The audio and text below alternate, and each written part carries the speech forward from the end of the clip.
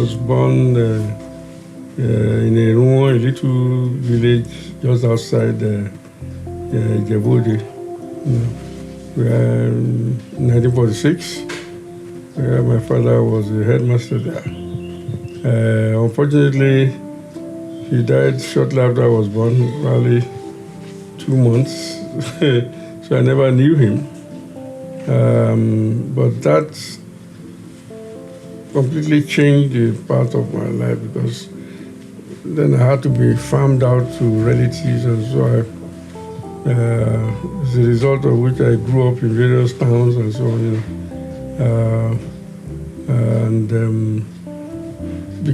My life became stable when I passed to the Government College Ibadan. From there to the University of Ibadan, and where I have been since. Plays, literature, writing became my companion. I read literature, read books that I could find. So I became kind of addicted to books. And the point is, of course, once you read books, you'll be inspired to write books. I think that literature inspires literature. You read, and so from secondary school, writing short stories, editing the school magazine, and so on. And then doing the arts later. Arts.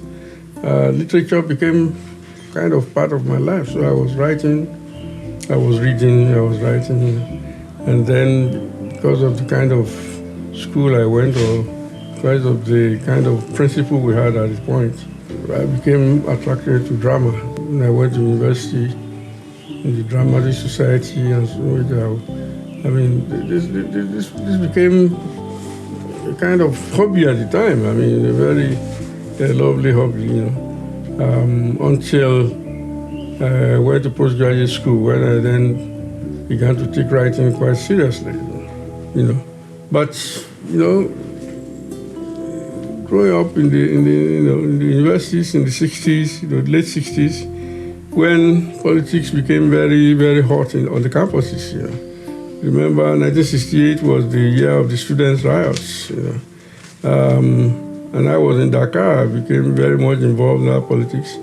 We were all expelled anyway from after being put in detention for some time. So, but then, I then went to France, for my postgraduate, and right there, the politics became very intense, and artists, writers were very much at the forefront of this struggle. Anyway, it was in France that I came to learn that,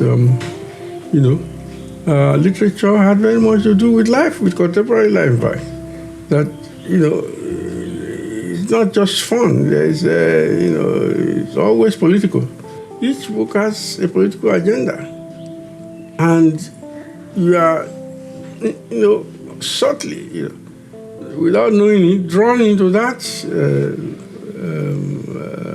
ideological life. And that's when you go back and you interpret our own traditional society. Then you remember that all the folk tales that we were told had a purpose. So by the time I left anyway, then I left Paris. We had philosophers like Jean-Paul Sartre and all this on the streets with us marching, So I was convinced that, literature had a political purpose, and that, plays could play, a very major role in the changing of our society. So that kind of changed my own aesthetics, if you like. So by the time I came back, this was what I was convinced that we needed to use literature. Those of us who are at least educated, to change our society, to teach people things and so on, because our society, is so often riddled with all kinds of problems, and mainly through ignorance. People don't know. People have been deceived into all that. So you need to change their mindset. So that's how I came, if you like, became a committed artist.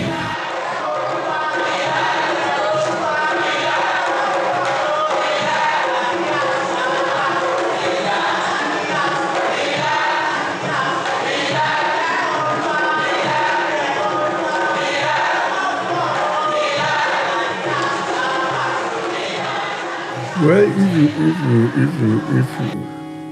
you have been following interview after interview, I've always insisted that I don't want labels. I don't want to be labeled Marxist, socialist, or whatever, because that is not really, it's not the label that's important. It's the intention, it's the what you want to do that is important. The belief, the underlying belief.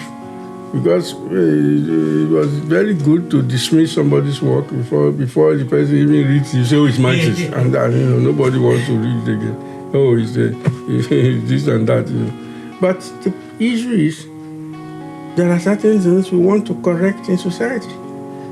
And Karl Marx was the one who pointed it out that, philosophers of all kinds have explained the society. But according to him, the important thing is to change it. Not to explain the world, but to change the world. And that's, if you like, is a leftist perspective. In the sense that, we believe that man makes the society, and therefore man can change the society. But the people who are cheating will not want you to believe this.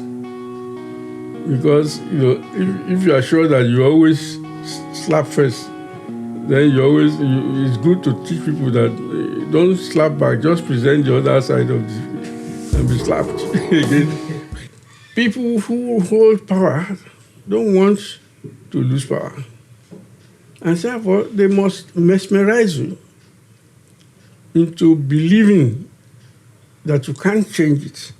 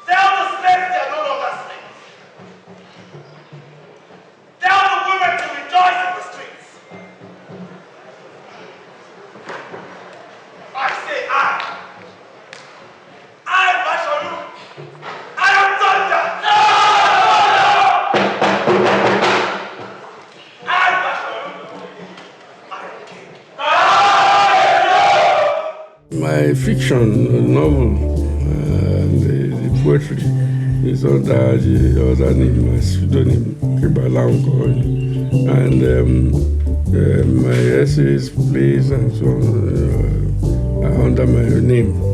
It's not difficult there's nothing mysterious in it, but because there are two personalities, two different aspects of me, if you like.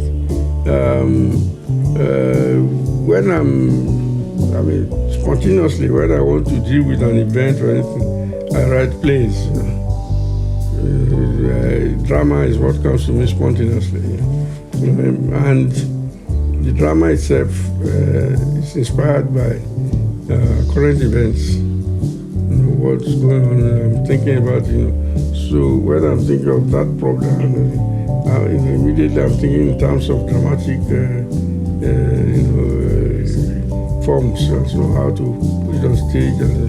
And that was because, when, as I told you, when I came back from France, it wasn't just that I wanted to do a play that would appeal to people, also looking for forms that would immediately be apprehensible by the people. the colonial thing, put us in a great dilemma. English is the national language. Nowadays, it's much better. Many people now speak English, and although what type of English is another question. But in those days, you can imagine, in the early 70s or so, how many people spoke English?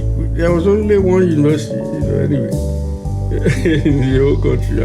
I mean, so English was a problem, How do you communicate with people who don't speak English, and yet you want them to follow you very closely and so, I mean, the solution you say is just, okay, write in Yoruba, write in your own something, whatever I like.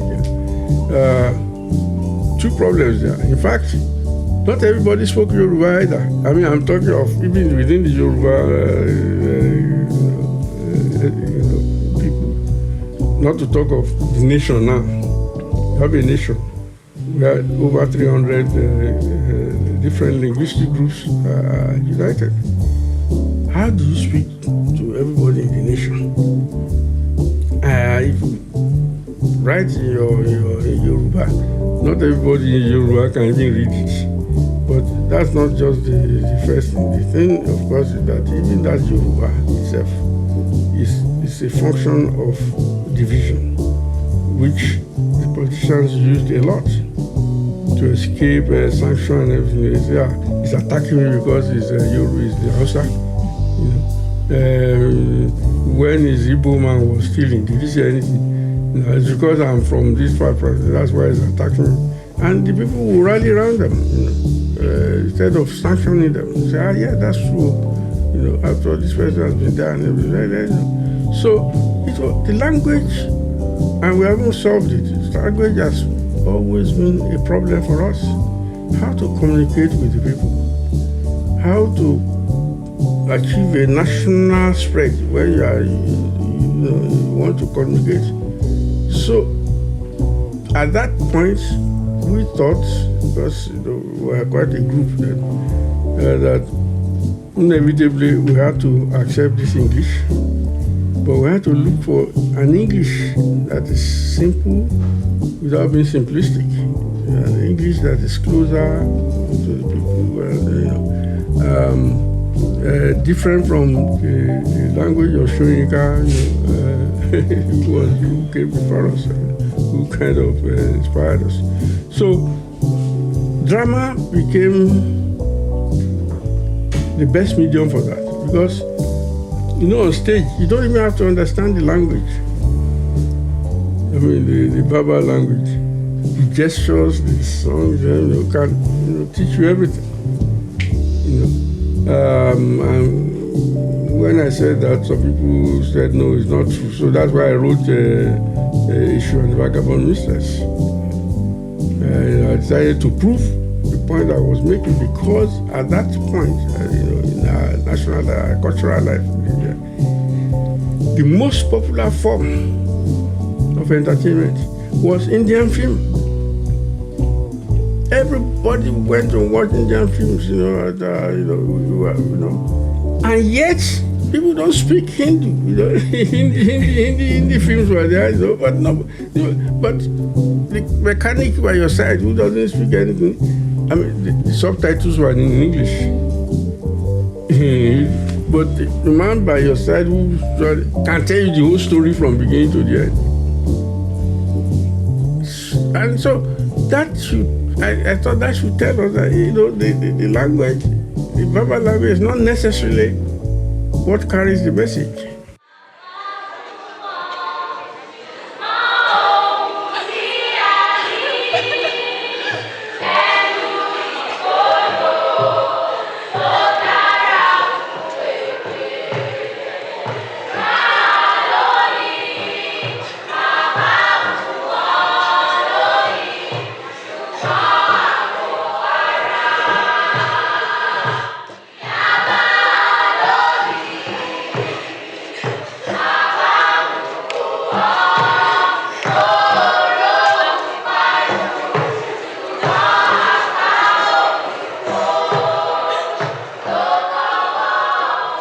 drama then became a weapon for me to reach more people. Now, when you write a novel, it's more, how many people will read it? You write poetry, how many people will. So, drama was the effective. But what happened really was somebody came one day and said, look, you people, you are always angry people, you always angry players and so on, political something. Don't you relax at all? Don't you laugh or something? I said, don't you love? And I said, okay, all right. I will write love poems just to, just to show that, because you are in a different frame of mind when you are writing a love poem. So it's different from the plays which are dealing with essentials. So I began to write love poems and decided I would collect it into a collection, minted coins, which was probably the first collection of love poems in Nigerian literature, because everybody, and then it won a prize. I was very surprised. That was the story of Kimbala Uncle.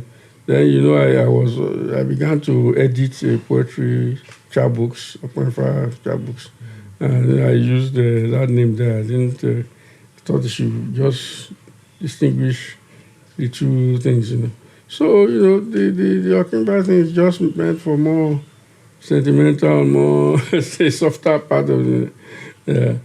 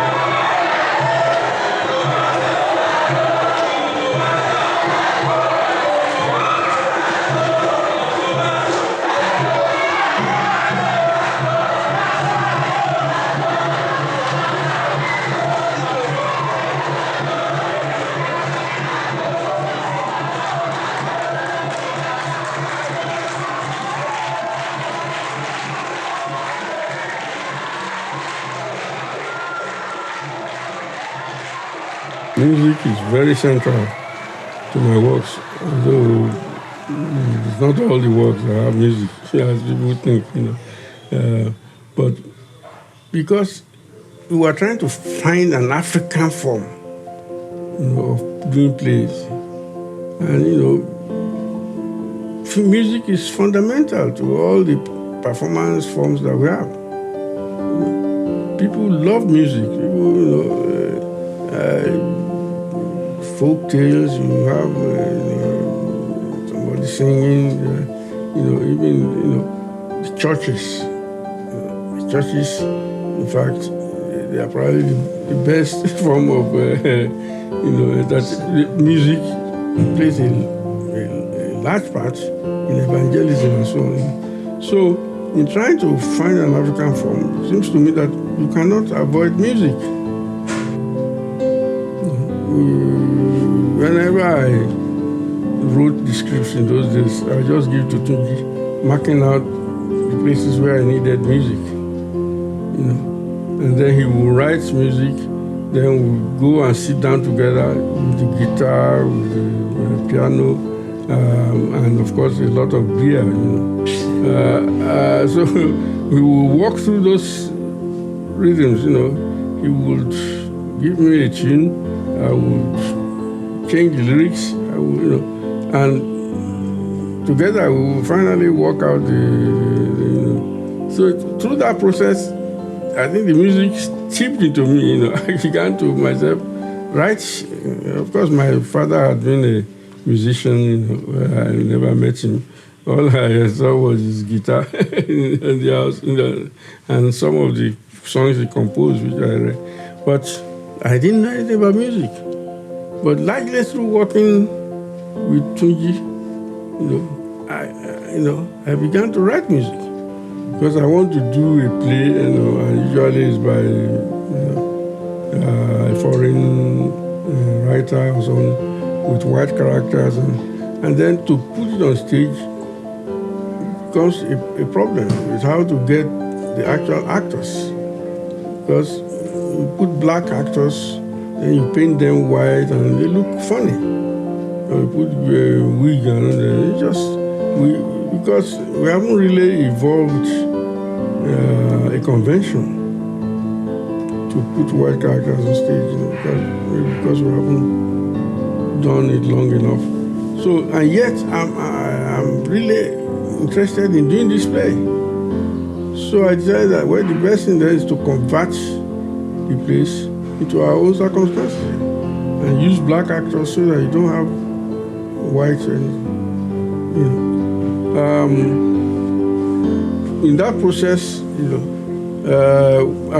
just doing what is in the original script. But in that process, it changes. I mean, when you reading it now with black people and so on, the thing changes. So the script changes somehow. The script has to be modified. So that's how it began. I began to do readings of these plays. As time went on, of course, went more than that. And then, the ones I want to do and the ones I'm asked to do. So this is where the difference comes. When I'm doing it for myself, I feel more relaxed. I take more liberty.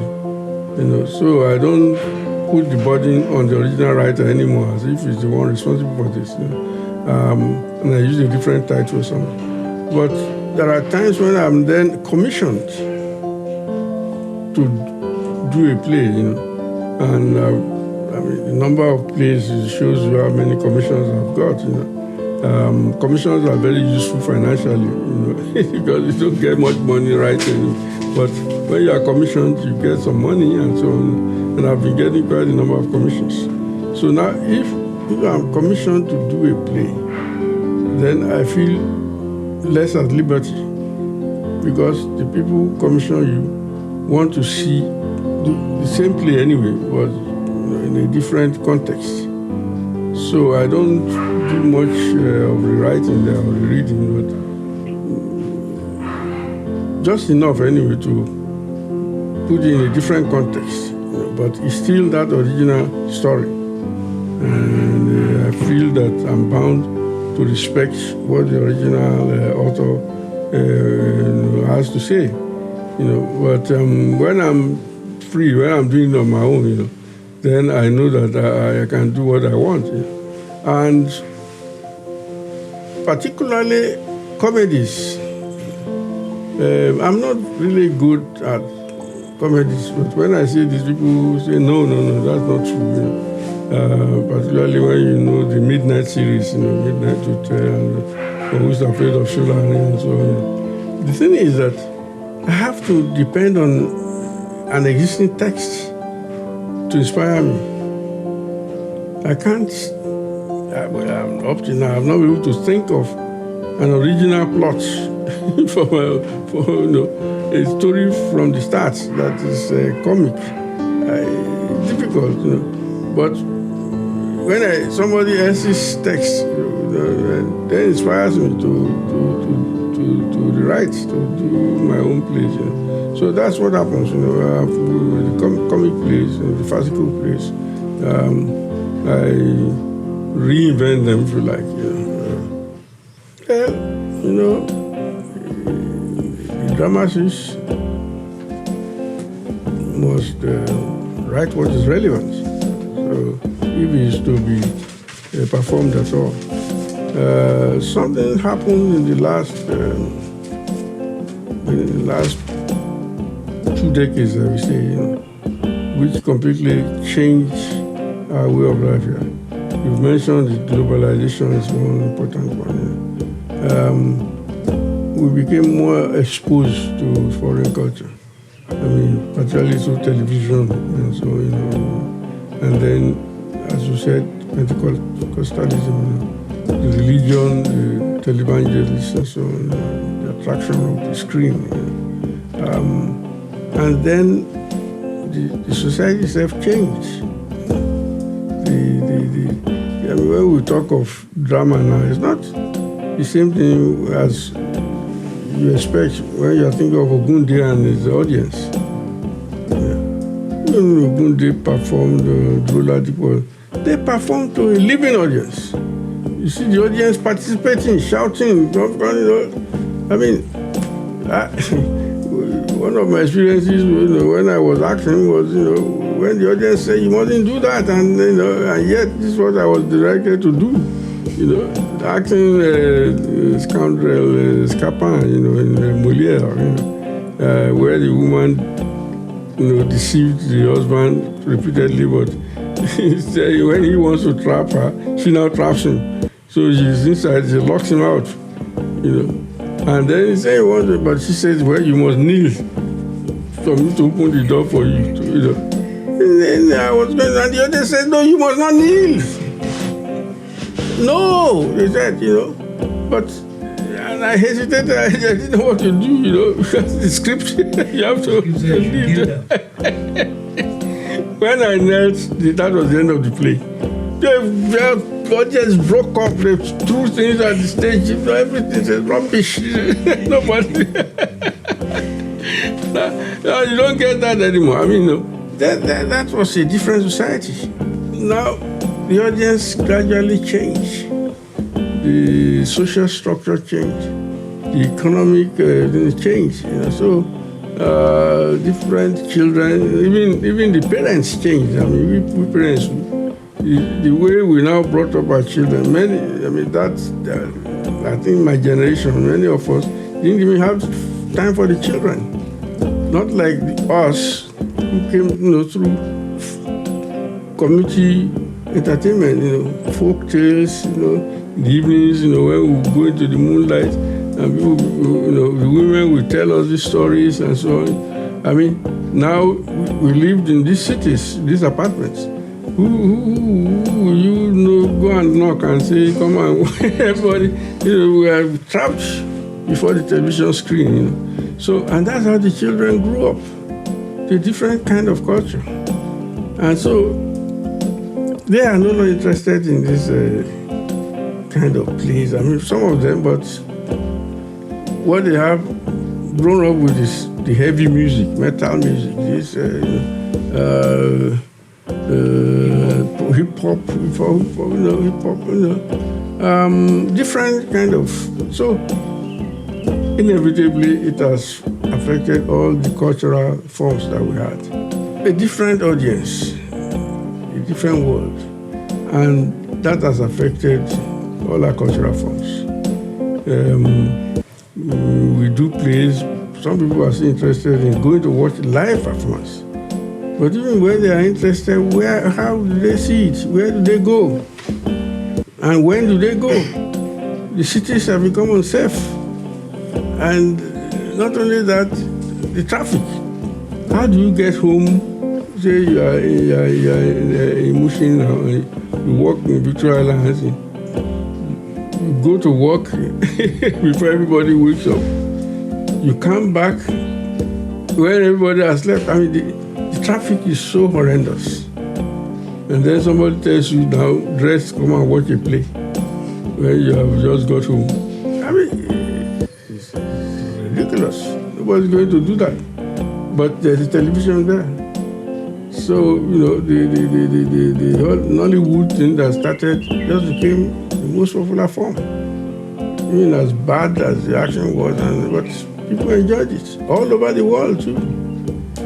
You go to people's homes. At least I've been to people's homes, to two different homes now in Canada and America, and you see the stack of Nollywood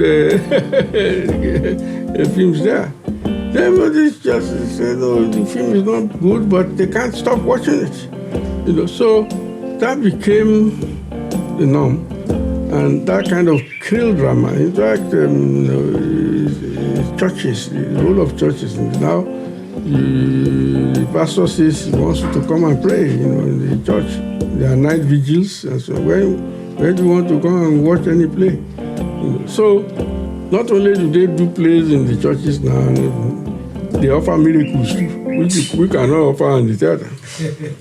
So, and then it is free.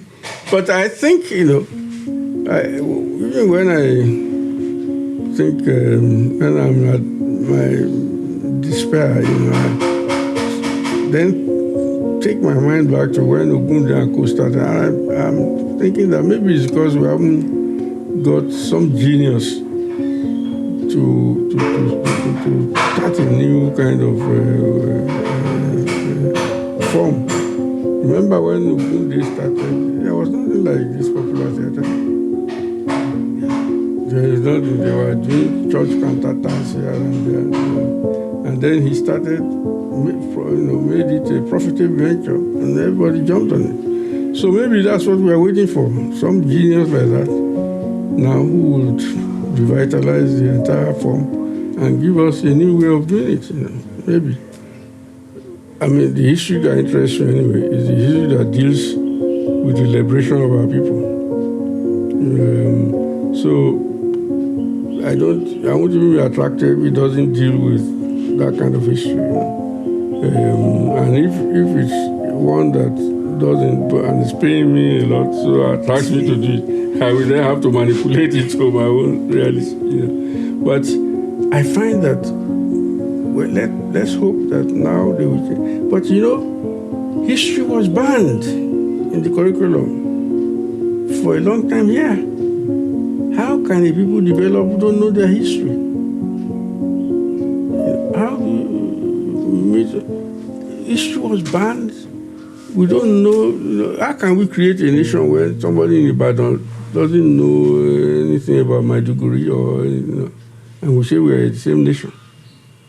Somebody from Imo State doesn't know anything about what's happening in Yobe, doesn't know where they come from. So it's only the scoundrels who meet at the top who are sharing the money. The common people don't know much, except say the market people or something who travel all along the frontiers, and some of them speak 7 or 8 languages. The parallel market that we have, which is sustaining us anyway. But educated people, they don't know anything about their neighbors. We don't even know about our history. And one of the terrible events in our history that we should never forget is the slave trade. The slave trade is so fundamental to all our thinking and others that nobody ought not to know about it. Because when the whites came, they were parallel, and they came as traders. And there was a time when princes in Calabar have been brought up in Portugal, in Portuguese courts. But people don't know it, and the history we have been taught again and again is that we're inferior to the white people. The slave trade, where people are just being carried and so on. Say, but why are these people so stupid? But there were so many revolts, so many very violent, struggles against the owners, which stories have been suppressed. Again and again, they suppress all this black history.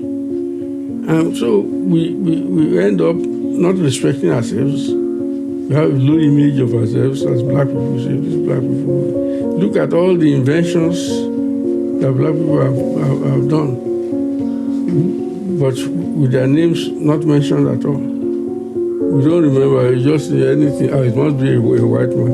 So, black people are just lazy. They just dance, and it's not true. Look at somebody like Crowder. Look at for over 95 years it was and evangelizing, teaching. An intellectual. He was one of the first to get a doctorate from Oxford University. On account of the work of translation he did, invented orthography for many of these languages, and also translator and everything. And I mean, really, if you have to read his biography, but we are not allowed to read it. We are not told that. Instead, we read about the Queen of England. That's all. How can we help ourselves if we don't know about ourselves? So history has, to me, been very, very important. And so when in any case, this was one of the problems I faced when I embarked on when I changed from just the local politics into this, more international politics. When I began to write biographies of people who are in the past, of great men and so on. And they said, "Oh, the place are no longer radical. You have become tame down this." Whereas I consider this place more important than the ones I was doing before. Let's show our people who are our heroes, what they did and so on. And we need to do more of such, many more, because we have heroes in our history all along. Not necessarily people who fought wars, but people who used their heads, constructed, medicine, engineering, all kinds of people. And that's how we will inspire our own youth, those who are following us, when they know that this person has done it. So they also want to emulate. That's how the white people did it. They say it's only the conquerors who write the history. Now, so many years we have been free. We know that we have a task to rewrite that white history. To put our people right in the center of events.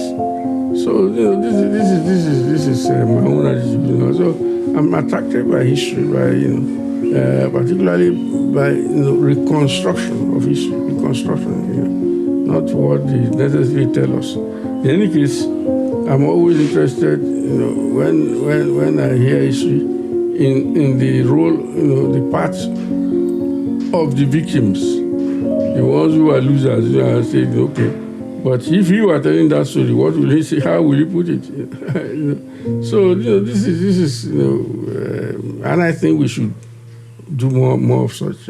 When you are not directing a play, you are not teaching, writing, what do you do as your leisure period? I sleep. I sleep. I read novels, and then I socialize at the club. I try to go to the club at least 1 hour a day or something. When I'm not playing, I play golf sometimes, and swim. I swim. But when you grow older and older, some of these things become less. Particularly for me, anyway, physical sports, and I always require a partner. When we two of us are playing, more interest. But when you have to go by yourself, and unfortunately, as we grow older, so do we shed our friends as well. And that's a problem. So some of the things that used to be really interesting for you, just share boredom of going alone, you get discouraged. So I take active interest in life, just as anybody.